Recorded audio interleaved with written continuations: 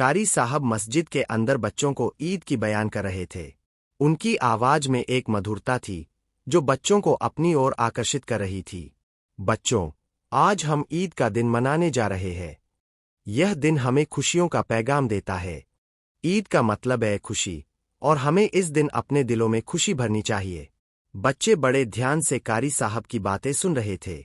उनकी आंखें चमक रही थीं, और वे ईद की खुशियों में डूबे हुए थे।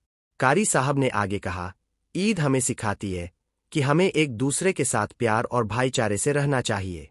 हमें अपने परिवार, दोस्तों और पड़ोसियों के साथ खुशियां बांटनी चाहिए।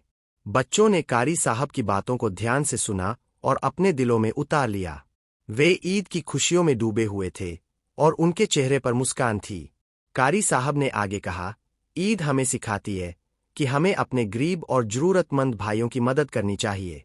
हमें अपने खाने, कपड़ों और खुशियों को उनके साथ बांटना चाहिए।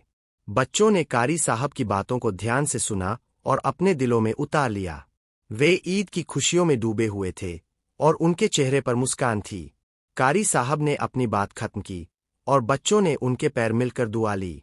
वे ईद की खुशियों में डूबे हुए थे और उनके चेहरे पर मुस्कान थी।